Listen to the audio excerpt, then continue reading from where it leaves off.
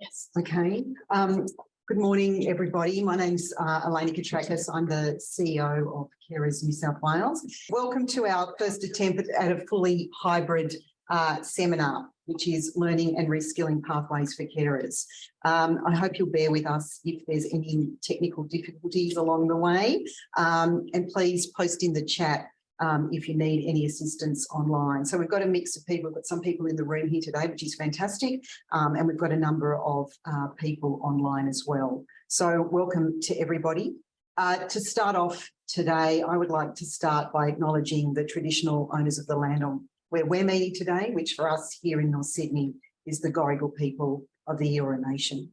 I'd also like to pay my respects to the lands on where everyone is joining us online today, and also pay my respects to elders past, present and emerging. I'd also like to acknowledge Aboriginal carers and the unique caring relationships that they share with each other, with their community and with the land. So our session today, very exciting. We have our great keynote speaker, Mary Larkin, who's from the UK, who is going to speak to us, and I'll come in a bit more detail about Mary in a moment. But Mary's going to talk to us about some of the carer inclusive initiatives at the Open University in the UK. And then we're going to have some questions after Mary presents, and then that's going to be followed by a panel discussion. And we've got some people today, some great experts from Western Sydney Uni, TAFE New South Wales, and from one of our projects in Carer Gateway, Carers New South Wales. So I think that's going to be great. For those of us joining online, we're using a webinar format today. So that's to streamline things for all of our participants. So you won't be able to see or hear yourself, but you're welcome to post questions and comments in the chat, or use the Q&A icon at the bottom of your screen to ask questions. And we'll have a structured question and answer time, as I said, after Mary's presentation, and then again after the panel discussion as well. So it gives me great pleasure to introduce our keynote speaker today, Mary Larkin. Mary's the Professor of Care, Carers and Caring at the Open University in the UK. Her primary research interests are, of course, carers and caring, adult social care and knowledge exchange. She's had very many achievements in her career, but she co-founded the International Journal of Care and Caring. She set up the Carer-Related Knowledge Exchange Network, CARN. She established the Care and Caring Network at the Open University, which has led to really significant institutional changes for student, carer and staff support. So she's going to speak today about one of the Open University's initiatives supporting students and the carers. So over to Mary. Thank you very much. Thank you. Okay. Well, I'm delighted to be with you today, and many thanks to Elena and Sarah for organising this event and for inviting me to speak to you, and for the opportunity to talk to you about our Learning and Reskilling Pathways for Carers programme that we've developed at the Open University. But before I begin, I need to tell you a bit about where we're coming from, where what our thinking is behind this programme. And despite, and I'm sure, as I'm preaching to the converted here, despite the fact that many carers want to care and wouldn't do anything else and do find some rewards in the role, it can be all-consuming and it takes a toll on health, finances, relationships, education and careers. And in relation to the impacts on education and employment in particular, in the UK, young carers have lower educational achievement.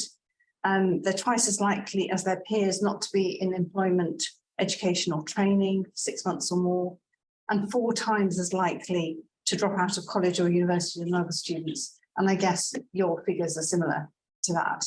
And in terms of employment, having a caring role leads to around 2.6 million people each year having to give up work, because of the caring responsibilities, and 2.1 million people actually having to reduce their hours because of their caring responsibilities. And many report that they're unable to progress in their careers and undertake further study because of their caring responsibilities. So the programme that I'm going to tell you about, entitled Learning and Reskilling Pathways for carers, has been co-developed with myself and two other colleagues at the Open University. That's Dr. Chris Kubiak and Dr. Nick Kenza, who send their best wishes, by the way. The wellbeing lead at a carer centre in London, in Tower Hamlets. I don't know if many of you are familiar with London, but it's one of the most ethnically diverse areas of London. And Tony has been working with us all the way through this and carers at the carer centre. And the program's been developed with the impacts of caring in mind in terms of redressing some of those impacts in the shorter and the long term. So before I tell you about the programme, I need to tell you a little bit about the Open University. As you know, I work for them and have done for the past 8 years now. It's the leading distance learning higher education provider globally, and we've got 170,000 students all over the world. Our mission is to make education open to all. So our flexible and open access educational provision removes the barriers normally associated with location, life circumstances, and the need for prior educational attainment. That we have 31,000 disabled students annually, the same size as the average university in the UK, is testament to our commitment to our mission to make education open and available to everyone. And we had our 50th anniversary, I think, a couple of years ago. And ever since we were launched, we've refined the art of building successful distance learning journeys and changing lives by making it possible for anyone to learn anytime, anywhere, whatever their circumstances. As a registered charity, we spearhead lots of initiatives at providing access to education to help some of the most disadvantaged people in societies across the world. And if this link works, I can show you. So I didn't tell you about this one, Sarah. I can come back. I'm okay with this. Is it coming? Sorry. Yeah, thank you. Thank you very much. This is called the Health Education and Training Programme, and it was developed by the Open University in close collaboration with African governments, NGOs and funding institutions, and it helps reach and train thousands of frontline healthcare workers across sub-Saharan Africa. So it's just an example of the sort of initiatives that we do undertake and their impact. So I'm just going back to my slides.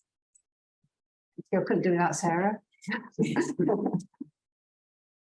Shouldn't have produced such a complicated presentation, should I?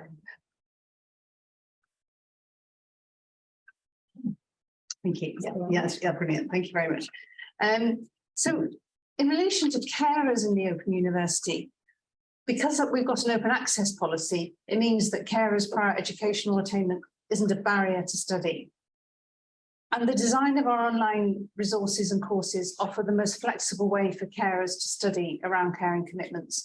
So just to give you an example, modules are broken down into different sections, and students are told how long each section will take to study. So say you know the person you're caring for is going out for an hour or is going to sleep for 20 minutes, you can plan to do a particular section of that module.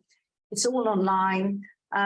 It can be downloaded, all our modules can be downloaded on different devices, so people can work on their phones when they're traveling, whatever, and they can take down hard copies as well.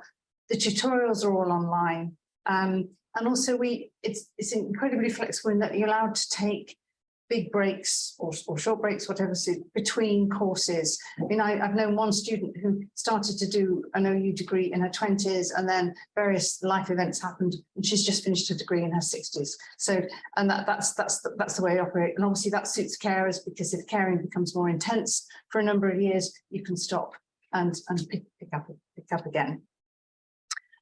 And I've been, as Elena referred to this, I've been leading research and policy at the Open University since I came join them.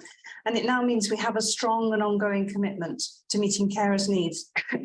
And we both use and continually develop our existing systems to ensure that we are ideally placed to help carers access and succeed in education.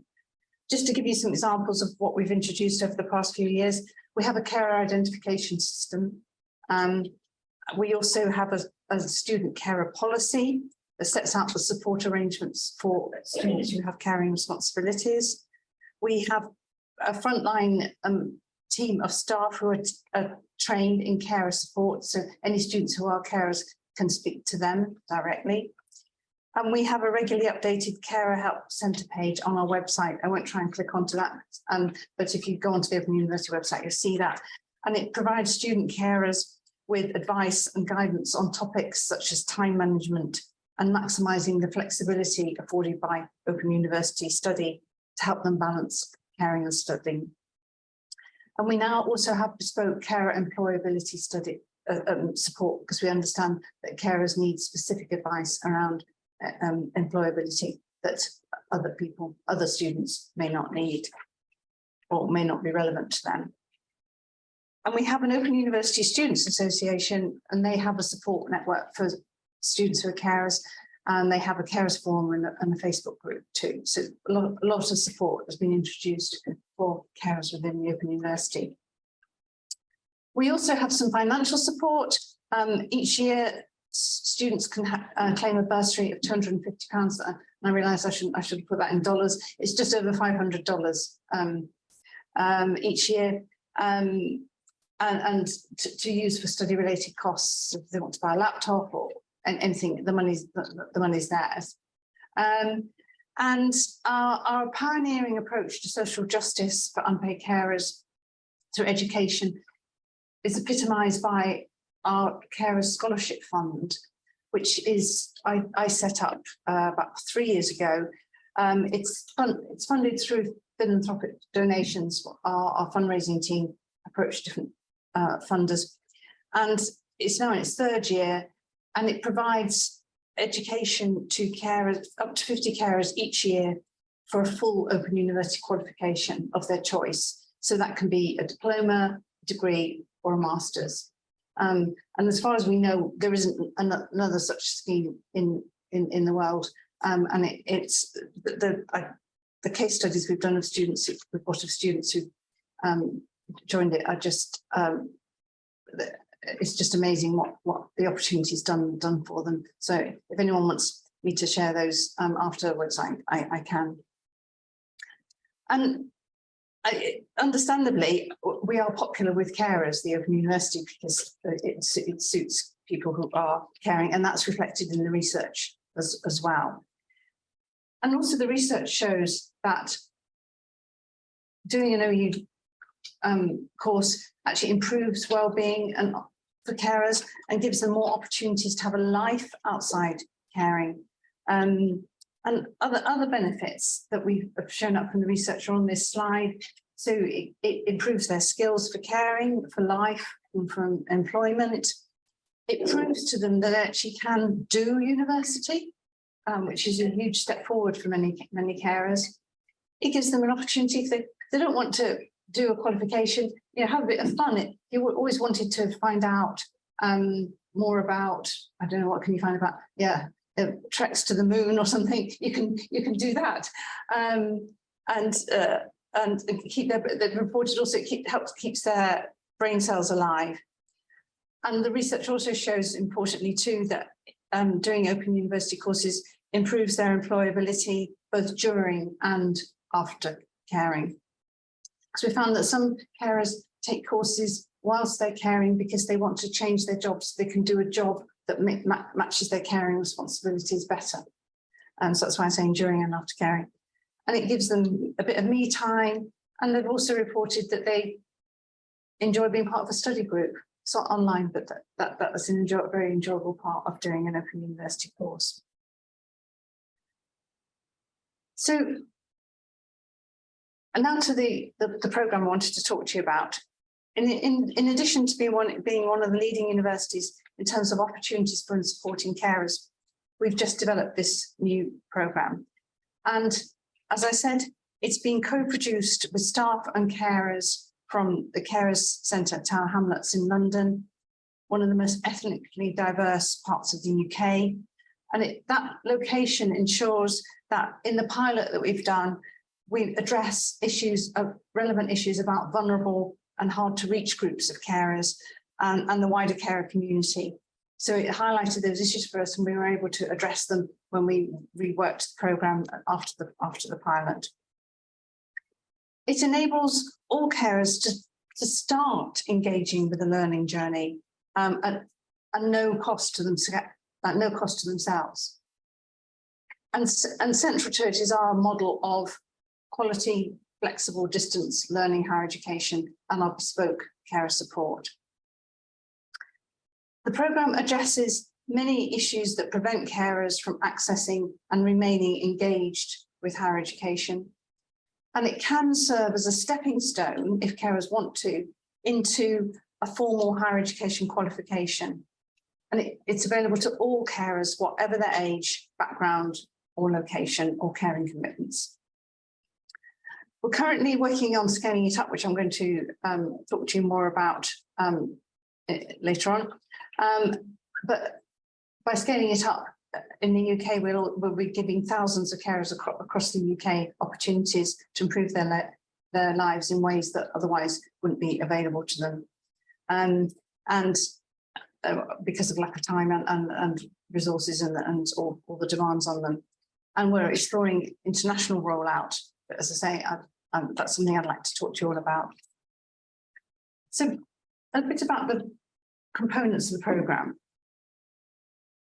Central to it is the free bite-sized online learning. I'll explain a bit more in a minute about what these bite-sized learning is. And so learners can easily fit in studying into short time slots into their busy lives, and learners have time and a pace to suit them. There's no pressure on them. We provide both face-to-face and online support through the course of their journey. That's working. The online support is provided by the Carer Centre staff. And we also this programme provides carers with information, tools and confidence to go on studying for a formal qualification if that's what they want in the longer term. So the combination of all these features offers a distinctive solution to carers advancing their learning journeys. As the previous slide showed, central to this programme is the free access to bite-sized learning. So anyone can access this. I put the link on the website. So this is an award-winning online platform of thousands, I think it's over 10,000 freely accessible, pedagogically sound educational and skills resources. And anyone can access this. It's really popular. It's been, well, not estimated, we keep stats on it. There's been over 100 million visitors since 2006 when it's set up. And it hosts the best of the OU's learning. So each time we do a module, we produce an open learn course so that people can have a taster of that course, and we produce a particular focus that we think people would be interested in. So it covers a huge range of subjects. Just go down here, you can see quite a few there. So you pick a subject and start learning masses of subjects, and each has all sorts of. It's not just like boring old course. It's all they're presented in different ways. So if I just do history, if you fancy studying history, do a search. You can see there's 2,140 resources. It's really interesting. I was doing the prep for this last week. It was 2,138, so they've added 2 more since I did this. And on the right-hand side, sorry, no, left of the screen, you can see you can do a free course, you can read an article, there's videos to watch, there's audios, there's activities, and there's collections. So it's really media rich to give you people a taste of university level learning. And many of our courses are relevant to carers per se. So if I just show you what we've developed for carers. Should come up here. Oh, sorry. Let's do caring for adults. Be sure to turn it.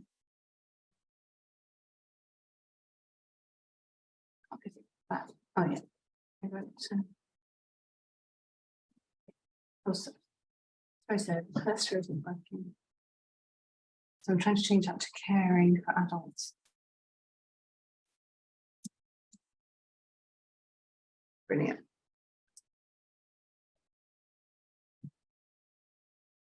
So you can see we've got caring for adults, health, physical activity and well-being in the caring role. So many are carer specific. And each course, you can see there's different levels. If I take this first one, it's called level 1 introductory. So people don't have to launch in at studying at a high level. They can take an introductory course if they want. They also vary in time. So you can see that first one is 15 hours. The next one is 6 hours. In fact, the courses vary from 2 to 24 hours. So if you think, I really don't want to be studying away for 24 hours, you can choose a 6-hour one, whatever suits you. They're available in different formats. You can download them onto your phone, put them onto your Kindle, you can take hard copies if you want. It's to suit all different sorts of needs. And you can see on here, when you complete, you get a free statement of participation on completion. So students can build up certificates and credits through having studied these, and these are all free. And they can be used as your route into a formal qualification with the Open University. And the Open Learn has proved to be an established launch pad for many students, whether they're carers or not, into OU formal study. We found 14% of our students started studying with Open Learn because it's got their appetite for studying, and they like Open University study. So that's the core of it, the use of Open Learn. But we've produced a guide, which I'm going to talk through in the next slide, that we've piloted with Carers Centre Tower Hamlets, and it talks the carers through that programme. So this is, you can see, and you've got, I understand people online also have got copies. We produced this to talk students through the programme itself, and they can work on this on their own or with somebody. So the beginning bit is a bit of blurb telling them about the programme, about Open Learn, and the benefits of studying. So if you're a carer and you want to start this, we tell you to go to the Open University website, Open Learn website. And then we give you some questions to think about. Would you like to refresh your study skills before you start a course? There's, I won't try clicking on this because it's going to slow things down, but there's a special module you can do to see what your level skills are now, and if you perhaps need to develop more skills, or if you feel you're ready for starting. And then we talk a bit about study skills, what options you might want to do. You might want to do some caring courses, or you might want to just do what I did, like put in history and choose. It doesn't matter what you want to do. So that's talking carers through their choice. And then we've got a bespoke frequently asked questions page there. And then we'd get students to think what they'd like to do after they've done a few courses and they've got a few badges and participation certificates. There's and we tell them where they can actually get advice from, but they can also do an access course, and we also encourage them to think about what other qualifications they've got, and they can get advice about the amount of credits they've got. So they would then know how many more credits they need to do an Open University course. So that's the making your learning count link there. That's specifically for carers to put in. So say you did you did a year of degree somewhere before, you can use that, or if you did any post-school information. And then there's a link to the Open University qualifications websites there. Yeah, brilliant. And carers can work on this guide in lots of different ways. They can work on it on their own. We've produced a screencast for them to work with. They can work on it in a group at a carer centre with a trained member of staff, or they can do it online with a trained members of staff, or they can just get advice from a trained member of staff as and when they need it. Now, I know I mentioned rolling it out. We're currently developing a trainer guide for nominated members of staff at carer centres. And we're working with Carers Trust, which is one of the leading carers organisations in the UK. And they have carer centres and networks all over the country. So we are identifying through them people who can deliver this programme in carer centres, and they're also promoting the programme. And also with Open University doing their own communications as well to promote the programme. And we're now ready to start thinking about working with like-minded partners who are perhaps interested in rolling it out in other countries and how it can be adapted in other countries. So in sum, the OU's model of quality, flexible distance learning, higher education and bespoke carer support addresses many of the issues that prevent carers from accessing and remaining engaged with higher education. And this programme provides achievable access to learning for all carers and opportunities for them to continue a learning journey if they so wish. And the benefits to carers are greater than the certificate that they receive. They gain confidence, self-motivation, and other skills which are invaluable in life and work, improving their health and well-being and their employment prospects. And that links back to my point at the beginning about the impacts on caring. And as this programme can actually be scaled up and is ideal for scaling up into the first ever programme to achieve these outcomes, we want to make sure that we get the next steps in the rollout right, nationally and internationally. So thank you all for listening. And I'd really like to hear your views and suggestions and ideas about the programme, and of course, to answer any questions. Thank you. Thank you. Yes, I think stay here. Yeah. Thank you so much, Mary. I think so many fantastic ideas, and I'm going, oh, we'd apply for some funding for that. We could do this. Like I'm going, eyeing off Sarah. They're going quick. Write that down. But I think really fantastic. And if there was any way that we could certainly apply that or do something in Australia, we'd be really keen to be a part of that. Mm-hmm. So I think that's fantastic. So look, I think first up, any questions from the floor here in the room to Mary, and then we'll go for any of the online questions. So anyone here, any questions for Mary? I'm a carer, and there's times where you get interrupted because of your caring duties. Sure. Is there able to put a hold on the program that you're actually doing at that time, so that when you come back to it, it's not starting all the way back? There are ways of doing that, but also we have a very flexible system of assignment submission. So you're allowed to skip certain assignments, and there's also flexible deadlines for assignments. So yeah, but you can pick up again. Yes. Yeah. Alex, yeah. Hi, Mary.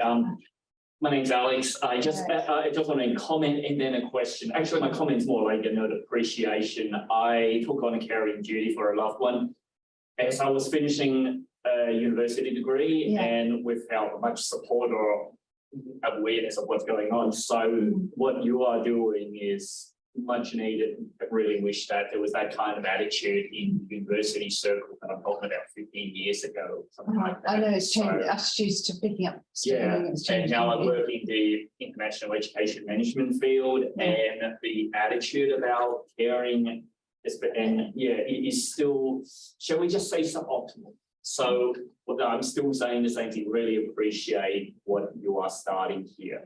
Oh, great. My question, I guess, is what to do with a little bit similar to what you're asking. Yeah. The time limit on the qualifications. Say for you were mentioning someone was finished a degree from they were there 20 and then they finished it when they were in 60s.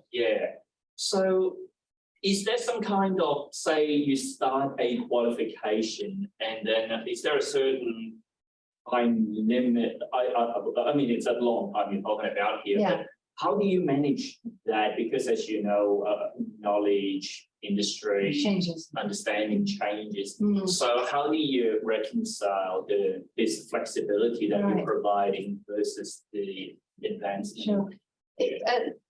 The Open University structure is much more flexible in terms of degrees. So you can do what's called an open degree, which means you can do more or less what modules you want. Yeah. So you might have started off doing history of art when you're in your 20s and discovered you like science in your 30s. So you can pick up modules later on and still get the degree. You can also do named degrees, but you only have to do certain core modules for that. And we always make sure those core modules are available for the future. They might change the name a bit, but you can. The idea is that people can then pick up their study later in life. So it's not like, I mean, I've taught in traditional universities and like the students have 4 modules in level 1, 4 modules level 2, there's no choice. And we have a lot more choice as well. So you might only have 1 core module at level 1, 1 more core module at level 2, 1 core module at level 3, and then options within that subject area. Does that answer your question? Yes, it does Yeah. make sense. Yes. Yeah, sure. Yeah, no, I take your point, because particularly scientific knowledge and obviously research alters modules over time. Yeah. Okay. Any other questions from the floor here, or can go to Grace for any online question? Yep. Yeah. Thanks, Grace. So do you have any advice for those of us working in the university sector about how to build interest and buy-in for these kinds of initiatives? For people working in the university sector. Yeah. I mean, I've been talking to people in the UK about making other universities aware of this. So say they have a carer who has had to pull out of a course because of the caring responsibilities. If they've got access to online learning and particularly bite-sized learning, they've started to suggest they actually look at what's available in the Open University and pick up credits that way and then come back. So to use them interchangeably. I hope that answers the person's question. Yeah. It's a good question. Yeah. So nothing else online? No, that's okay. That's all right. We've got other opportunities later. So any other questions from the floor? I think just fantastic, just innovation and opportunity. Oh, Rose, sorry. Hi, Mary. Rose. I'm a current university student and young carer. Yeah. With these scholarships that you provide, are they self-nominated? Like, does the person have to identify as the carer to nominate those scholarships, or does the carers team also, like, if it pings up that they're a carer enrolled into the Open University, do they then go, this is an opportunity for you to apply? And how, like, difficult is it for them to apply for that? Because it's an incredible opportunity to, you know, do your master's or a diploma. Sure. And they definitely have nothing like this. I don't think anywhere else. I mean, we are lucky. We've been very generously subject to generous donations by key funders, but it's actually got established now. And I don't know if you're the same over. I'm digressing. I'll come back to your question. I don't know if you've got the same over here, but companies are supposed to do something philanthropic as part of their business plan, aren't they? So your question is around the scholarships and how you can actually get on one. Yeah, we advertise them each year on our website and on our general website. And so anyone logging on to the Open University website to see what's going on, it's there, and also on the carers website. But also people now, staff know more about them and they would suggest to them. Yeah. So, you know, if they've got a carer who's struggling financially, because I mean, you have to pay for an Open University course. It's a lot cheaper than going to traditional university, I'm sure you appreciate. But they're suggested to students now, yeah. And what we do, it's like almost first come, first serve. But we read through each application and we try and see who would benefit most and who doesn't have any other support. So we try and make it as fair as possible. There's a panel of us that do it. Thank you. Thanks, Rose. And I think there's one more online one, Grace. Yeah. Just received a question from Leanne. There's 2 parts to it. Yeah. Essentially, does the carer support continued learning? Are they more likely to be taken up by young carers or parents of children with disability? And the second part of that question is, what is the level of engagement of carers who are older or more likely to be older workers? Yeah. In answer to the first question, 15 of those 50 scholars, sorry, 15 of those 50 scholarships are for young adult carers. Okay, because we work with Carers Trust on that.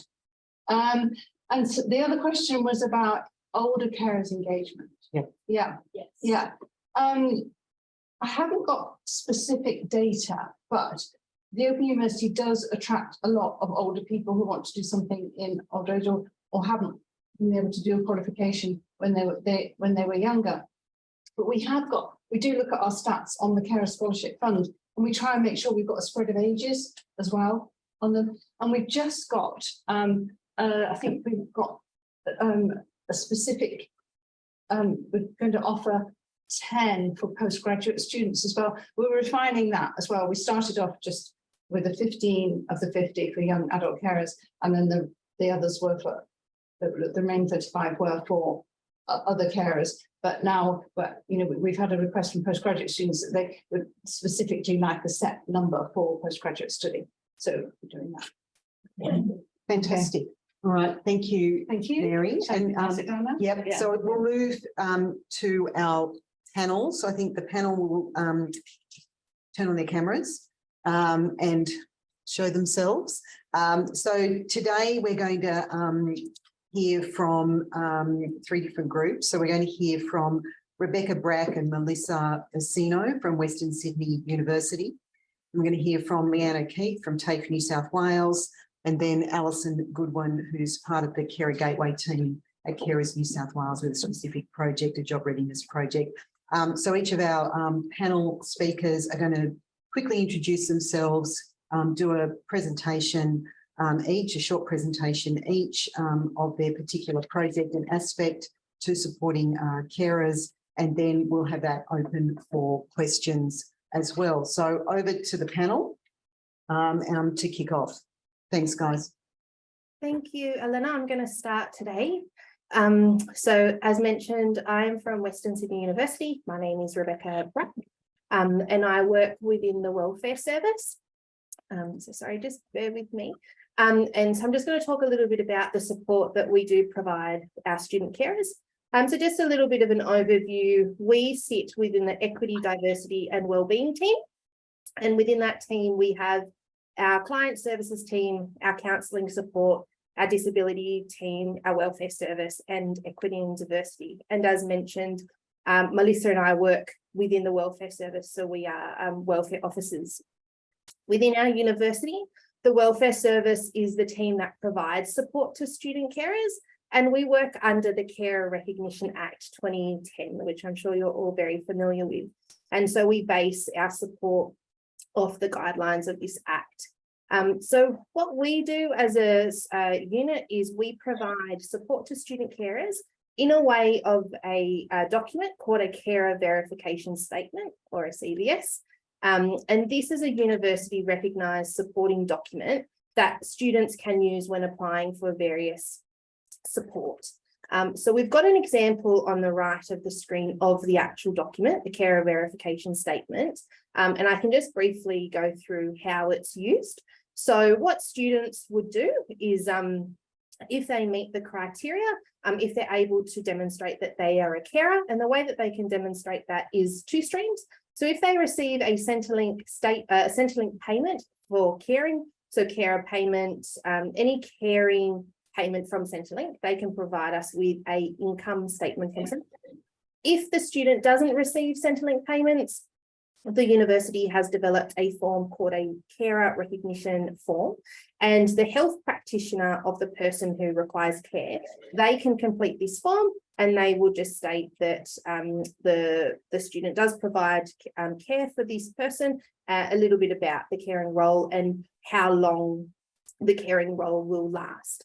So if a student does provide us with a Centrelink income statement, the support is automatically issued for 12 months. And if they do provide a carer registration form, then it is at the discretion of the health practitioner, but we generally see that it is a long-term caring role. And again, we would issue the support for 12 months.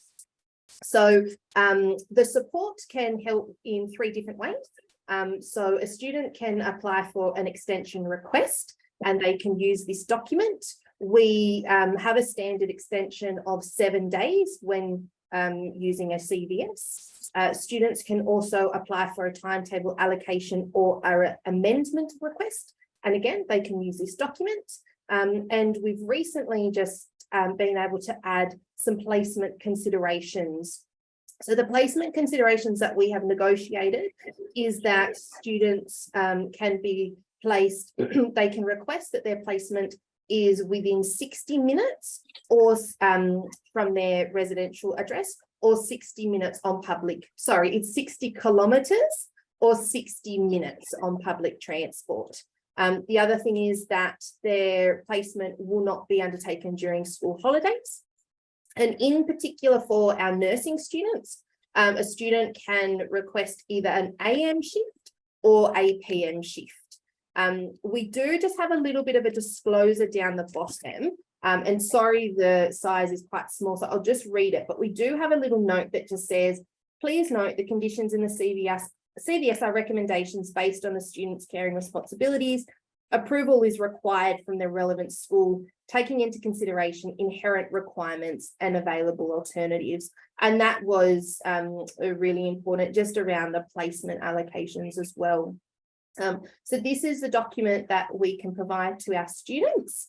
And we have been able to roll this out since 2019, so March 2019. And this is just some data that we have of CVSs that actually have been issued.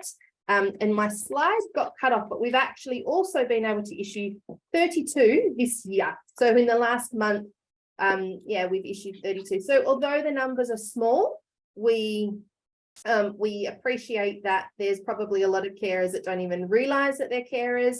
And we are doing a lot to promote the service because we think it's really helpful, and the feedback that we've been provided from students is that it's really helpful. But this is a little bit of data that we could provide today just about how many students have been issued a CVS. So that's all from me. Thank you.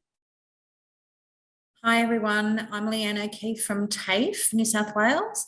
I'll just give you a little bit of background and a presentation as well.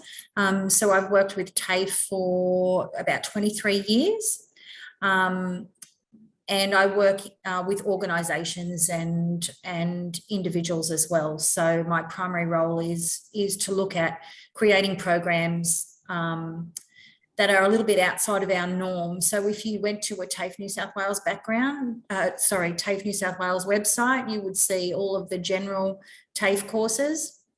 But what I can do for organisations is a little bit different.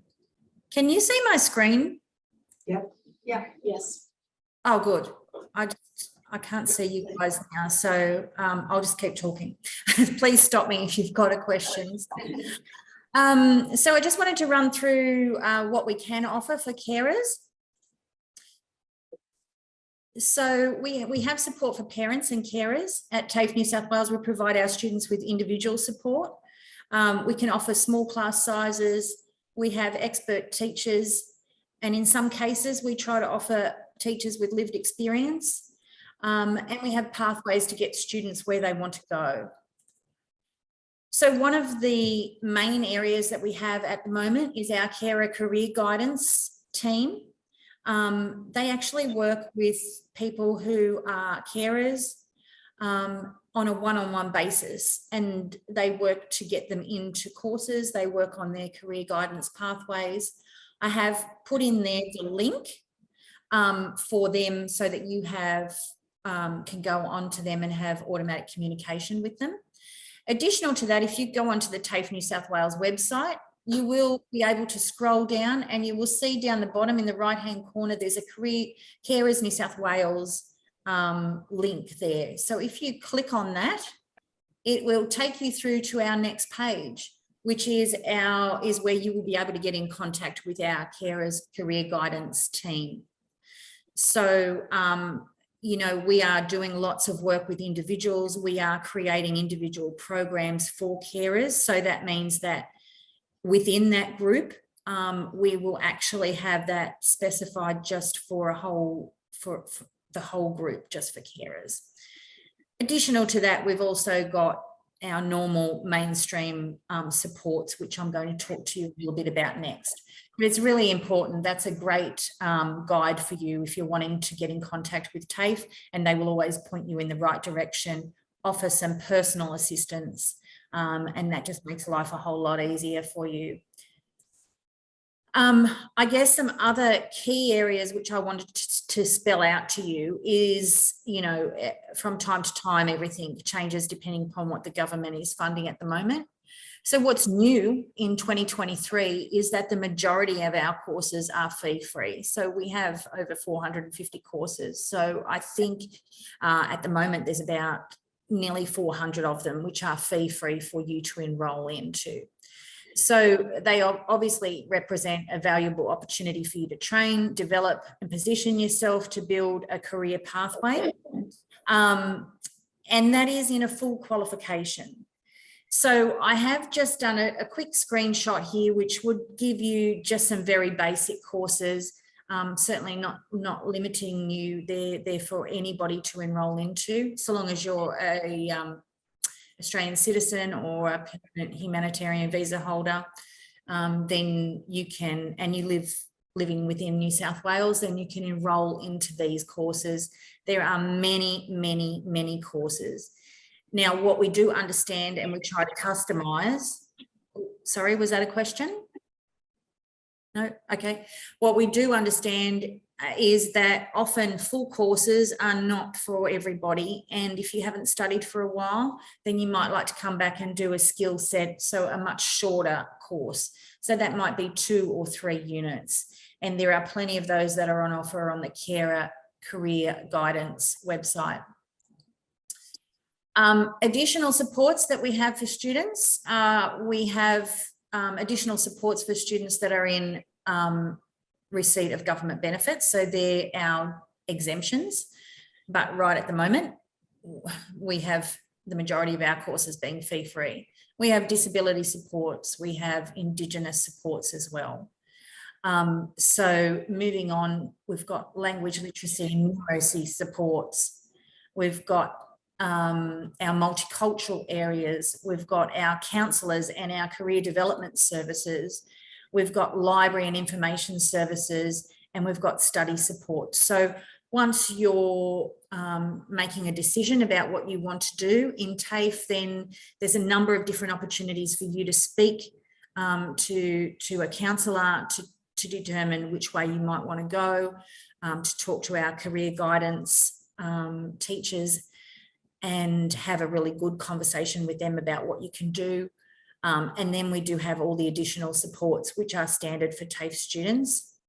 In terms of our funding opportunities, of course, at the moment we've got fee-free, and as I mentioned, from time to time it all depends on what the government is offering. So in the past, I'm just giving you a little snapshot of what we have been able to offer was a huge variety of courses under the flood recovery, bushfire recovery, rural and regional. They're all short little courses that you can enrol into. And what they will do is give you a taste. They will give you units of competence, but they will give you a taste of whether you want to continue on and go into a full qualification. Obviously, what we offer for carers is flexibility, our delivery patterns. We've got links for support, additional support that you can have. And we're always upskilling our staff so that we can try to implement the best teaching opportunities. One of the key things I would say is our student disclosure. So it's not because of our privacy policy, we are not asking you the question, are you a carer? But we do recommend that if you have individual circumstances that you disclose that to your teacher. And that way we can then jump in and add all of this wraparound services on to you. Obviously, lots of people don't wish to disclose, and that's totally their call. But if there's some reason that you might like to extend your program, put things on hold for a little while, come back, can also offer a number of different opportunities for you. But we can't do it unless you disclose. So we really do recommend that's key. I did talk about skill sets. Just to give you just a quick variety, I've just popped in 3 different areas there. So medications, dementia, leadership and management. There are many courses that are fully funded skill sets, which are on the TAFE New South Wales website. And as I mentioned before, they're available for job seekers and existing workers. Our traineeships are obviously another way to go. And just to give you an example, like as we are working with Carers New South Wales, we're also working with an organisation called Trilogy Disability.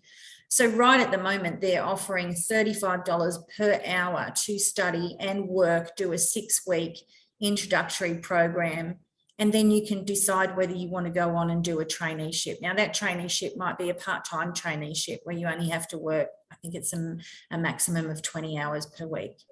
So often there are opportunities that come up with TAFE because we do partner with other organisations. Are just key for you to know that there are many other options for you other than what you see on the TAFE website.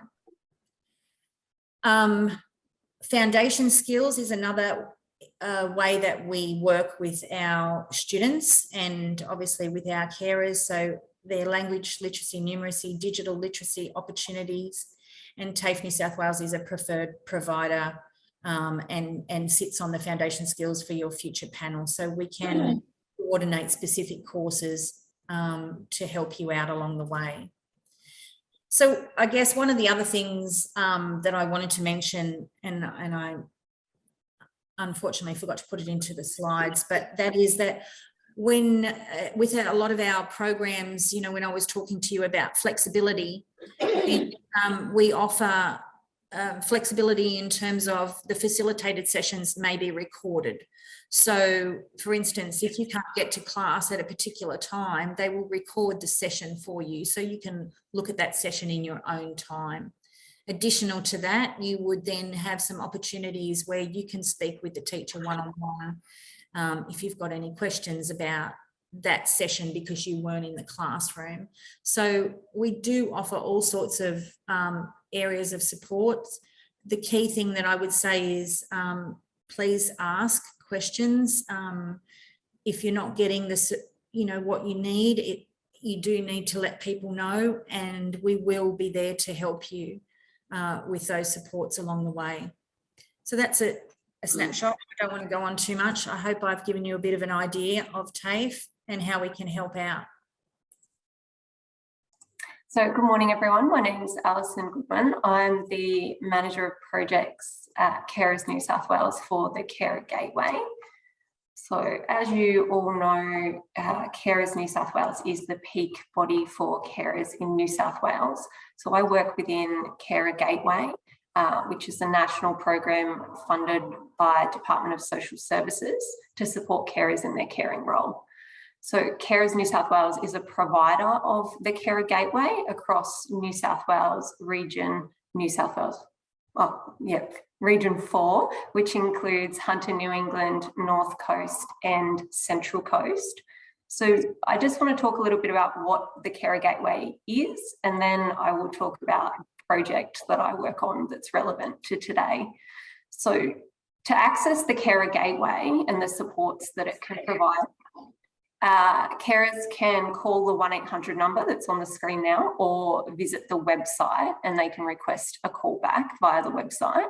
So they undergo an intake and registration process over the phone, and then a holistic carer conversation with our intake team, and they develop an action plan, which is developed based on information that they need, any advice and referrals that can be external or into Carer Gateway services. And it's all based on meeting the needs that have been identified in the intake conversation for that carer.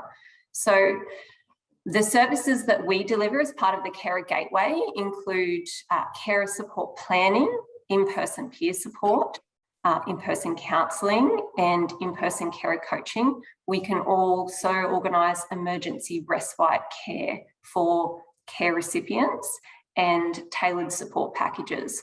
So tailored support packages can be either a one-off amount, which can be used to assist the carer with purchasing items that directly contribute to supporting them in their caring role.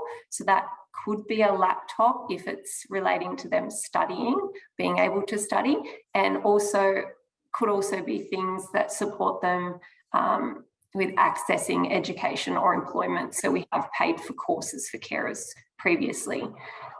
It can also be used to access a range of practical supports, which might include assistance with cleaning, respite, like in-home respite, cooking, and assistance with transport. Next slide, please. So we know that for carers, caring is a 24-hour-a-day job with emotional, physical, and financial impacts, and also affects their participation in employment, education, and community activities. So the project that I work on is the Job Readiness and Employment Support Project. So it's a short-term project that's funded until the end of June 2023. It is available for carers that are in the Carer Gateway New South Wales Region 4. So that's Hunter, New England, North Coast and Central Coast. So the aim of the project is to enhance the support available to these carers to assist them to find sustainable, flexible paid employment. Within the scope of the project, we offer short-term individual strengths-based support for carers. So that could be providing information, referrals internally within the gateway or externally, mentoring and support to carers. And this can be around identifying their skill set, looking at if they want to upskill to get back into the workforce. It can also be drafting resumes and cover letters, assisting carers to respond to selection criteria, and practicing interview skills. So we also, as part of the project, assist carers to identify training pathways that they are interested in. So that could be accredited training, for example, via TAFE, or non-accredited training pathways, which might be updating their IT skills, confidence courses. So any of those training pathways that will assist them with obtaining employment. We also, within this project, have the ability to cover the cost of that training based on the assessed need of the carer if they are unable to cover that themselves. However, at the moment, with TAFE New South Wales having a lot of their courses as fee-free, we are usually just referring people through to TAFE. We've had a lot of people go on to do different TAFE courses and have got most of those as fee-free. So if you did want to know more, that's in a nutshell the project that I'm doing. If you want to know more about the Carer Gateway or the project, you can call the 1-800 number or visit the website. Thank you. Thank you to all of our speakers. Thanks, Alison. Thanks, Rebecca. Thanks, Leanne. Thanks, Melissa. So I thought we might just start off with just a few questions. I can see some, I suppose, key themes about everything that's been presented today. Themes around flexibility and that really one-on-one sort of tailored support. But I think flexibility is key to a lot of this, so that fits in with the caring role. I mean, the things that we know, but I think all of the things that Mary and everyone on the panel has spoken about today has been that flexibility. But also importantly, I suppose, to start with that identification. Maybe just Rebecca, I'm just wondering, could you maybe tell us a bit more about how your organisation, how University of Western Sydney identifies carers that would benefit from the interventions and access that you're offering? Hi, I think I might take on the question. Sorry, Melissa. Sorry. Yeah, that's okay. That's all right. We divvy things up. Yeah, team. No, that's good. No, that's great.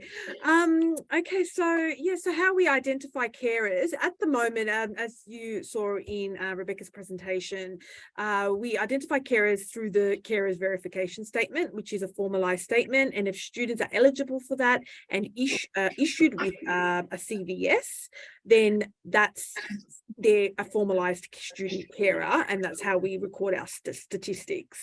However, we do have, we're always looking at ways on how we can identify carers, and through our equity and diversity team, they've actually reviewed and made recommendations, and having like a carers identifier put on a student's application. When the student puts through an application to study at Western Sydney University, we're hoping to have a carers like a little tick box to say that they identify as a carer. And then hopefully through that, we can provide that support to students even prior to them commencing at university, and give that sort of that one-on-one support through the welfare service on what, besides the carers verification statement, what other supports do they need at university. Great, fantastic. It'd be good maybe to also understand either from Melissa, Leanne or Rebecca, what kinds of practical supports or wellbeing supports that are offered to carers that you work with or that are enrolled with either of you. So happy for anyone to take that one. I'm happy to go again. Go again. Yeah, sorry.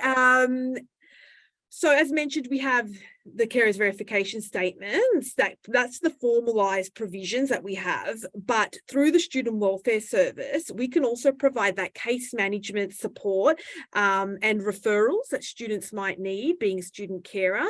So it's not just about here's a CVS, go away. It's more about what else do you need? And as with carers, I'm sure that they're going to need lots of different services or different interventions and supports. So that's why through the welfare service, we can take on a student, provide that that soft approach, that case management, and yeah, provide all those links to internal services within the university that they might need, like counselling support. They might even need the disability support for their own disabilities that they might have. Or, we can even refer to our careers services team that we have within the university. And then of course we look at external support such as the Carers Gateway.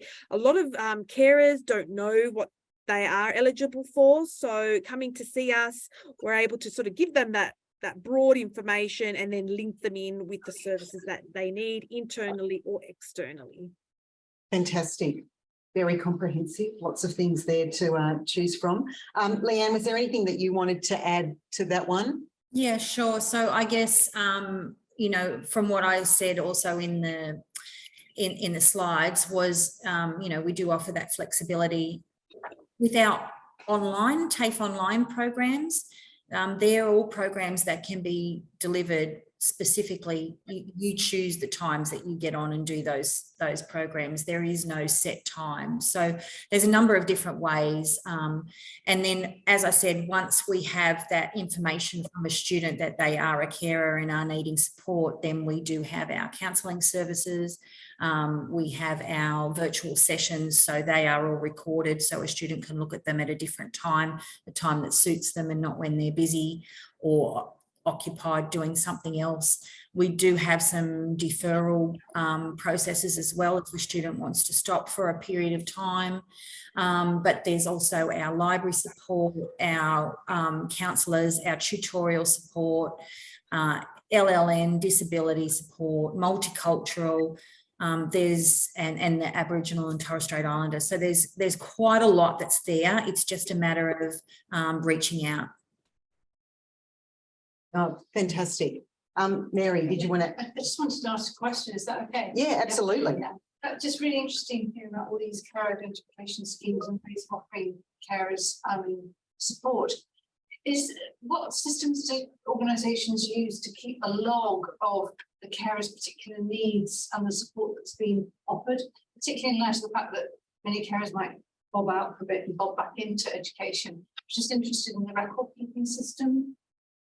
Leanne, do you want to take that first? Since so within the TAFE system, we obviously have a student management system, which our teachers would be going into and writing information down around, you know, the reasons behind the delay or the reasons behind a modification to a program. So all of that is documented so that, you know, if we needed to come back and look at some questions about why is this student taking a longer period of time, we have some records there in our EBS system. Obviously, our counsellors keep their own records, so that's all private done as well, and then all of our disability units, that they have their own record keeping there too. So it's a matter of what we're able to document and what we're not, so that we always follow the privacy procedures as well. So yeah, I was just in the UK, there's a lot of moves towards introducing a carer passport scheme, which the carer works on with an employer or somebody at college or university to sum up their position. So I take your point, this you're guided by privacy law, but there's lots of different information in lots of different places, like the disability team or counselling team and the course admin team, whatever. So I don't know if there's been any moves towards sort of carer passports for students over here. We certainly have been advocating for that for quite some time. It hasn't been picked up yet, but it's certainly something that we're continuing to advocate for through our work with, you know, governments and everybody else. So yes, it's certainly on the radar, and we certainly have looked to the UK for the passports there. We've raised that with the I'm looking at Rose in the young carer space. Absolutely. With I mean, how many years ago we took 15? About 10 years now. I think there have been conversations going on. So yeah, it hasn't been picked up yet, but certainly it has been on the radar for some time. Yeah. Thank you. Yeah. Speaking with about Western Sydney University, the university already has a system, and that's for every student. We have leave of absence provisions. So for local students, to get a 12-month leave of absence, it's quite easy to get. But yeah, definitely if you're a student carrying you need to take that leave, you pretty much got up to the 12 months quite easily. But if they need even over that 12 months through the advocacy of Student Welfare Service and in collaboration with their academics, they would be able to get even more than that 12 months. Great. Okay. Are there any questions, online questions or questions in the room for our panel? Yep. Grace, yep, thank you. One question from an anonymous. It begins by saying student supports can differ significantly among education institutions. What can the higher education sector do to ensure support is consistent and fair? Obviously, we have all of our policies and procedures which we have to follow anyway for every student. So, and because we're always innovating different areas, we're growing and learning along the way. We do have our individual learning plans for every student. So, and obviously in this particular case, everyone is very different. So we still have our guidelines that we are trying to meet for our compliance. So we're always being monitored in that respect, making sure that we are keeping to the compliance of our educational requirements. However, we are mindful that we do need to, look at everyone individually and try to offer them an individual learning plan that will suit them, and that does vary. So it's not a one-off fits all, but we are always trying to meet the policies and procedures that we're bound by.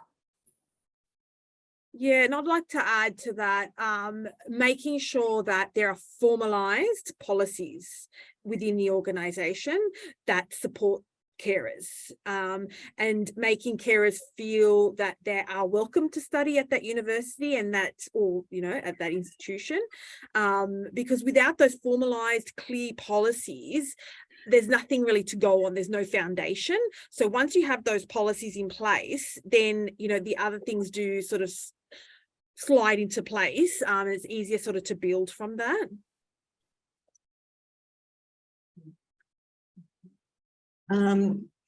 Alison, was there anything you wanted to add in terms of what other supports are available witin Carer Gateway to support people in sort of education and training, carers in education and training? Thanks, Elena. At the moment, if you reside in Carer Gateway in New South Wales Region 4, you can get access to the Job Readiness and Employment Support Project, which we can assist with job readiness, employment and training pathway assistance. Nationally, within Carer Gateway, I think the sort of areas that assist carers the most with reaching employment goals and in training would be our carer coaching. So I speak to the coaches regularly. They help plenty of carers to set employment goals and work towards those goals with the assistance of the coaches. So that can be that the coaches do research and help carers on that pathway towards higher education, retraining, seeking employment. And the tailored support package, the one-off amount that can be used to purchase items that will support a carer in their caring role. So whether that might be providing a carer with a laptop if they don't have one so they can do their study online, or that we could fund a course as well, if that was appropriate. We also do have the peer support and counselling, which are fantastic supports for carers, you know, outside of study. Great. Thanks for that, because I think there's obviously that, if you like, universal support through Carer Gateway available for carers across the country. So that can kind of give that, I suppose, counselling and other support where that may not be available through every higher education place where they're not necessarily having targeted programs. Probably just a couple of questions for, Rose. Hi, my name is Rose. I have a question to either Rebecca or Melissa about the verification statement. If the health provider fills in that form, so for example, my mum, I care for her, she's a physical disability, but she's never going to improve. She's, you know, for the rest of her life. If the health provider says the entirety of the degree, or you know, the degree is 3 years or whatever, and says, you know, I believe that this carer needs provisions of support for that time, do they then still need to go and like liaise with you every year, like the 12 months, or will it just be like there in the background? I'm also a Sydney student and have access to the program, but I was just curious. Yeah, no, that's a great question. At this point in time, the maximum time that we can issue a CVS is the 12 months. Yeah, but obviously the application process isn't very arduous, so it's not like you're getting. It's not like a Centrelink application. It is very much, we take what is said on there, and pretty much if it states that you're a carer, you will get that 12 months. Thanks for that, Melissa. Thank you. So I was going to ask probably just to go through each of the panel members, maybe to say what would be your key advice or call to action be for any other practitioners in the higher education sector who might be listening today. So maybe just go Western Sydney, TAFE, and then Alison. So yeah, so your call to action. Sorry, am I going first? Sorry, did you mention? Sorry, you're the one on the screen that I can see. No worries. Yeah. As I said before, you need to just go first, but obviously. Sorry, Melissa. There needs to be formalised policies and processes in place to make it very, you know, open to carers and supportive to carers. You know, as Mary Larkin said, you know, we need to make education open for everybody, no matter of their circumstances. So not seeing carers as being a carer as having barriers, but more what opportunities that carers can provide to university as well. So and also understanding that carers make a valuable contribution to society, and having carers access higher education benefits not just the carer, it benefits the university and it benefits society at large, you know, getting them involved in you know, and getting them ready for the workforce. And I just would like to add to that really quickly, is that the great thing is we've already got the Carer Recognition Act 2010, and that's what we base all of our support on. So the framework is there. Unis can use that and then embed the support under that act, which makes the process a whole lot quicker to start to implement and to allow support for students. Yeah, fantastic. Leanne, did you want to add to that in terms of call to action? Yeah, sure. I guess would be just don't give up on your ideas. If, you know, you just mentioned the passport, I think we're learning and growing all the time. The changes that we've seen in the government at the moment have, you know, been astounding recently. So it's because we don't have it right now doesn't mean we won't have it. Our teachers are lobbying for what we can do.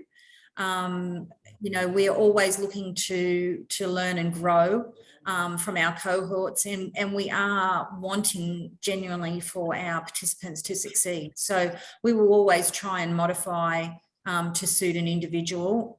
I guess just because it's not spelt out on the TAFE website doesn't mean it can't happen. So always ask questions, always there's a way around things, and you know, we genuinely want our students to succeed. Fantastic. Thank you. Alan. Yep, Mary. It's really interesting for me hearing about all the developments and innovations that you've all talked about, and thank you.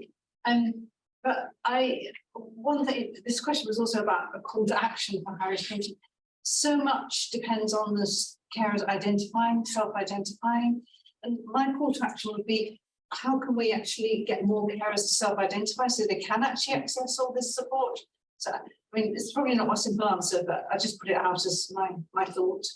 Yeah, I think, and we know that identification is one of the sort of the key platforms within the New South Wales Carers Strategy and other things. It's always kind of the starting point, but it's often the hardest thing to achieve, as we know that, you know, often carers don't see themselves as carers and certainly don't put their hands up for things like higher education and things like that, and to do things for themselves. So there's a whole raft of things that I think we can do better. But I think for those carers that are engaged within these systems, within your program, Mary, I mean, everything else, there's a whole lot of fantastic opportunities there. Was there anything else that any of the panel members wanted to add today? Any takeaway messages for carers that might be participating today? We've said kind of identification is key. Flexibility is also part of there. The one-on-one support is also really important. Was there any other key messages or takeaways that you'd like to add to that? So last chance, Leanne, you can go. Yes. I just wanted to add, and I didn't put it into the slides, non-accredited training. So we offer non-accredited training. So workshops in, you know, how to do different things. So I guess the beauty of non-accredited is, you know, you don't have the added stress of doing your assessments. It's a little bit of a taster. It'll give you some great ideas and ways forward, and will also help you to make some decisions about which way you might like to move in your career path. So yeah, we do certainly have a lot more to offer than what you just see as our stock standard Certificate 3, Certificate 4 or diploma courses. So yeah, more broadly. Could I ask a question around that? Yes.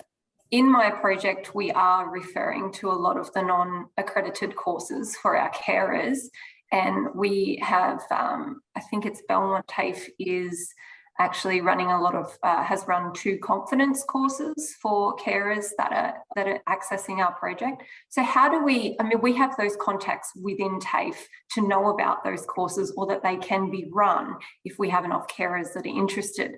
How did people generally find out about the extra and the non-accredited courses that are available? Because they seem to be quite campus specific. They're really designed, I guess, around which teaching section has a capacity to be able to do that. So right at the moment, I would suggest getting in touch with our carer career guidance and having a chat with them.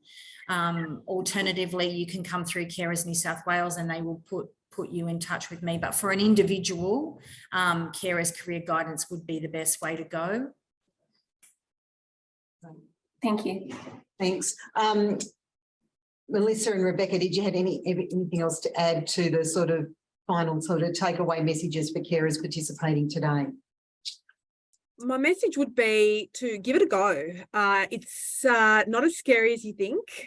And speaking on behalf of Western Sydney University, because that's who I can only speak on behalf of, there are supports. There's a welfare service team that is there to support you holistically. So yeah, definitely give it a go and reach out for support. There's nothing worse when students feel that they can't talk to anybody. There's a lot of supports available, and it's just about reaching out there and getting that support earlier rather than later. Yeah, I would just reiterate what Melissa said. In every uni, in every education institute, there's always going to be somebody who will advocate for you. So speak to them because that's their job, and we get it. We get that. The caring role is so incredibly important and significant, and we want to make sure that you can achieve your education goals, whatever they look like. But also thank you, Carers New South Wales, for putting on this forum and for getting the word out, because it's so important. And so we're really thankful to be a part of this space and to learn from, you know, great initiatives like Mary's, as well as Alison, what you're providing, and Leanne. So thank you. Thank you so much. So look, I think probably on that note, I'd like everyone to thank our panel members discussing today, and also Mary Larkin, so Rebecca, Melissa, Leanne, Alison and Mary. Thank you so much for sharing your knowledge and your initiatives and just great approaches to supporting carers. I hope everyone's enjoyed today. If you could let us know your thoughts on today's webinar, either through the chat or for those, for those participating online. Obviously, those that are in the room today get to stay for some lunch and to have a bit of a chat, and can chat to Mary and other staff here. We've got a couple of initiatives coming up. So we've got an upcoming online workshop on recognising young carers' skills in regional areas. So we've got an exciting new partnership that's just going to kick off soon with Regional New South Wales, which will look at supporting young carers earning an income and getting paid work experience while helping to address some of the workforce shortage issues in regional New South Wales. And we've also got a carer career guidance, our carer career guidance project that we're delivering in partnership with TAFE, which everyone's mentioned today. That's funded till the end of next month. So individual support and advice to carers is still available. So happy to get referrals to that project as well, with fabulous Arpita, who's in the room today, who supports that project here at Carers New South Wales. But it's a great partnership with TAFE, and they're doing great things. And I think just to stay updated with any of our, initiatives and things like that, we've got our monthly e-news, social media, Facebook, Instagram, Twitter, etc. So LinkedIn, please follow us there. Thank you everyone for your participation today, for everybody that's joined us online. Again, thank you to all of our panel presenters and to Mary. This has been recorded, so it'll be available through our website in the near future. So thank you, and thank you to all the staff that have supported and organised all of this today, particularly Sarah, but Grace, Mel, Lucas and Jay, thank you very much. Really appreciate it. Couldn't put these things on without the support of fantastic staff at Carers New South Wales, so thanks everybody.